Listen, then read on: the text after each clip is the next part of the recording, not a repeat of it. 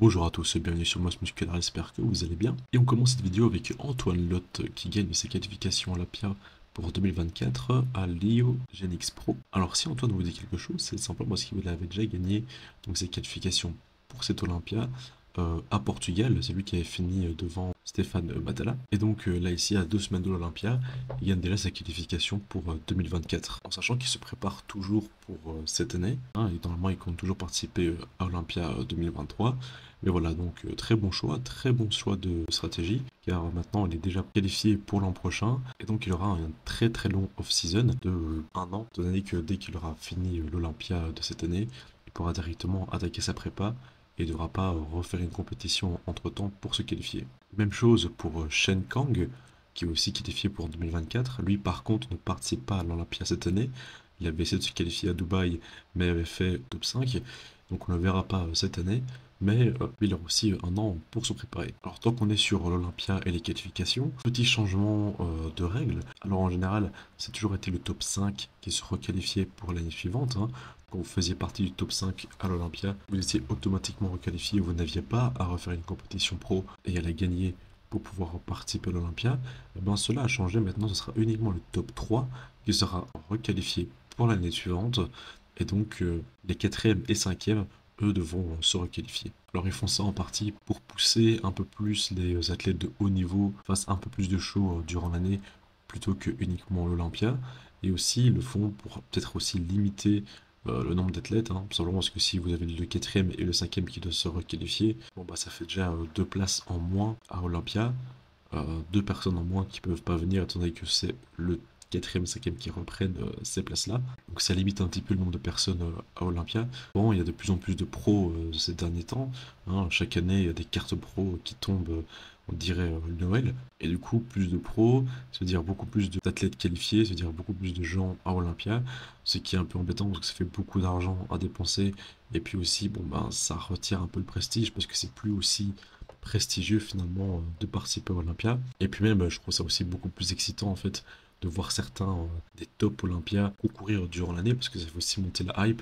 Enfin, si on regarde simplement Prof Diesel, qui bon, il avait fait top 6 l'an dernier, mais qui de base est quelqu'un qui fait partie du top 5, bah, simplement là, le fait qu'il concourt, qu'il nous montre son physique avant Olympia et qu'il fasse une, deux compétitions un petit peu avant, bah, ça fait monter la sauce, donc je pense que c'est aussi un bon choix de la part de l'IFBB. Alors ensuite, toujours par rapport aux décisions de l'IFBB, on a Mazin, un bodybuilder pro 212, hein, c'est lui qui avait gagné le Dubaï Pro Show, qui a été banni d'Olympia ainsi que de toute compétition IFBB pour 1 an, alors qu'il se préparait en ce moment même pour l'Olympia et qu'il était donc qualifié. Pourquoi il était banni? Ben, simplement parce qu'il participait à une compétition qui n'est pas une compétition affiliée à l'IFBB.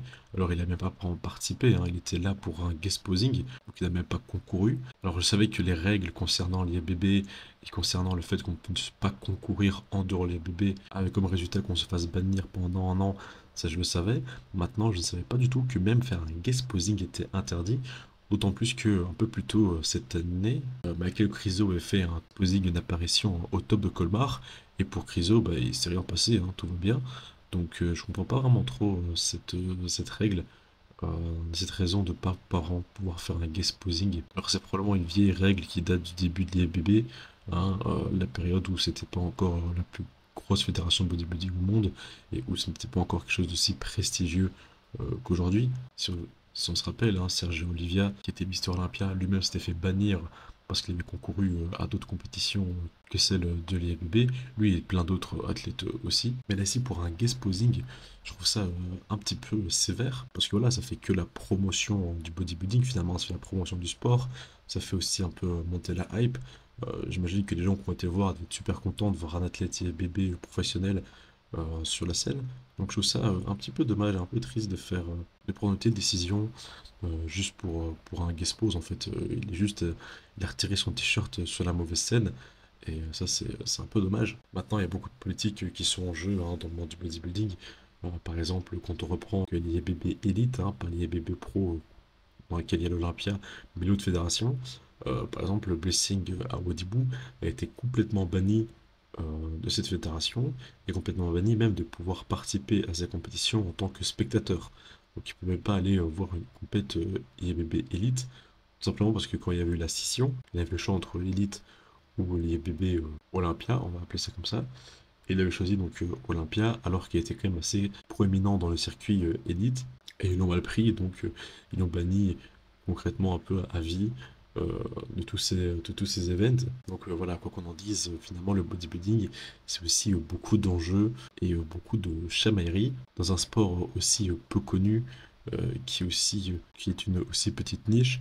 Ben, pour moi, on devrait plutôt se supporter les uns les autres. Surtout les fédérations, finalement, devraient supporter les uns les autres plutôt que de faire des choses comme ça. Après, bon, ben voilà, c'est du business, hein, je comprends aussi le côté un peu commercial de se dire que les athlètes IFBB, on n'y touche pas et c'est que l'IFBB. Parce que là, il l'empêche de faire son métier pendant un an.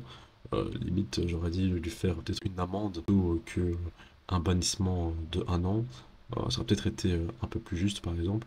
Donc voilà, dites-moi ce que vous en pensez, vous, en commentaire. Ce sera tout pour cette vidéo, j'espère qu'elle vous a plu. N'hésitez pas donc à vous abonner et à commenter sur la vidéo pour supporter la chaîne. C'était Karim de Moss Musclar, à bientôt, ciao.